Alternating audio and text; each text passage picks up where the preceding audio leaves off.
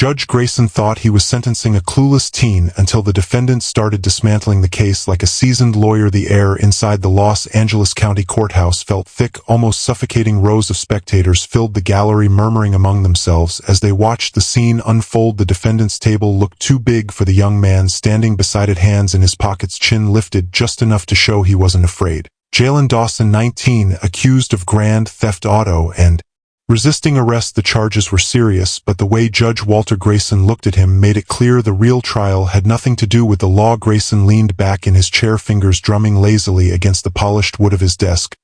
He peered down at Jalen over the rim of his glasses, his lips twisting into something between a smirk and a sneer. "You think you're some kind of legal expert?" His voice carried a dry amusement. "This isn't a debate club, kid." A few chuckles rippled through the courtroom. The bailiff, the stenographer, even the prosecutor, they were all in on the joke. Jalen didn't flinch. He wasn't laughing. He had spent years preparing for this moment, not this exact one. He never planned on standing here as a defendant, but he knew the courtroom like the back of his hand. While other kids memorized basketball stats, he memorized case law. While his friends played video games, he played mock trials in his head, arguing imaginary cases with himself. His mother, Denise Dawson, had worked as a paralegal for over 20 years, and Jalen had grown up listening to the stories she brought home, how prosecutors cut corners, how judges played favorites, how some defense attorneys barely tried. He absorbed everything. By the time he was 14, he could break down a trial better than most law students, but none of that mattered to Grayson. To him, Jalen was just another kid in trouble. "Let's make this quick," the judge sighed, flipping open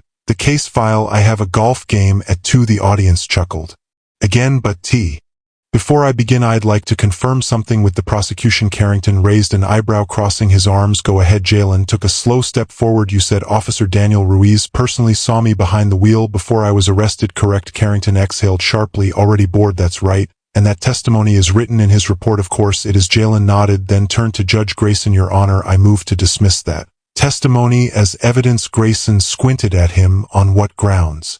Jalen pulled his hands from his pockets for the first time and gestured toward the prosecution's table. "Because Officer Ruiz never saw me in that car. In fact, he wasn't even on duty when the chase began." A flicker of confusion crossed Carrington's face. "What are you talking about?" Jalen took another step forward. "Your Honor, if the court allows me, I'd like to submit a request to verify Officer Ruiz's GPS logs from that night. If his report says he witnessed me in the vehicle, then it should match his location history." But he let the word hang in the air. "I have a feeling it won't now." The murmurs in the gallery grew louder. Grayson frowned, glancing toward Carrington. "Counselor." Carrington cleared his throat, his jaw tightening. "That report was filed by an officer of the law, Your Honor. Are we really going to take the word of a defendant over a trained professional?" Jalen gave a small, almost casual shrug. "If the officer was where he claimed to be, then the GPS data will prove it. But if he wasn't, he let the sentence trail off." Grayson studied him for a long moment, then turned to Carrington. "Does the prosecution have any issue with verifying the officer's GPS logs?" Carrington hesitated. The pause was just long enough. The jury noticed, the gallery noticed, and most importantly, the judge noticed. Jalen took a quiet breath.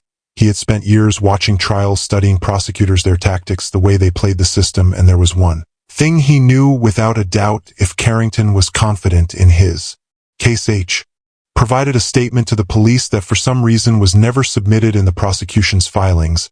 "And I think I know why." He turned to Carrington. "Do you recall what Mr. Whitaker told officers the night his car was reported stolen?" Carrington's jaw clenched. He knew exactly what was coming. Jalen didn't wait for him to answer. Instead, he pulled out a printed transcript from his file and read aloud. "I left my car running. When I ran inside the gas station, some kid must have jumped in and taken off, but it wasn't the guy you arrested. I saw the kid, and he was white." A collective gasp rippled through the courtroom. Jalen held the paper up. "That's from the original police report, the same report the prosecution conveniently never mentioned." He turned back to Judge Grayson. "The arresting officer admitted this from his testimony. The prosecution ignored it, and yet they want this jury to believe that I, someone who doesn't even match the description of the real thief, was guilty beyond a reasonable doubt." Carrington stepped forward, scrambling. "Your Honor, this is irrelevant. The defendant was caught in possession of the vehicle." But Jalen shook his head. "No, I wasn't." His voice didn't rise, but it cut through the courtroom with sharp precision. "I was arrested blocks away from where the vehicle was abandoned, walking home after getting snacks with my friends. I wasn't in the car. I wasn't near the car. I wasn't running from anything. The only thing tying me to this case is bad police work and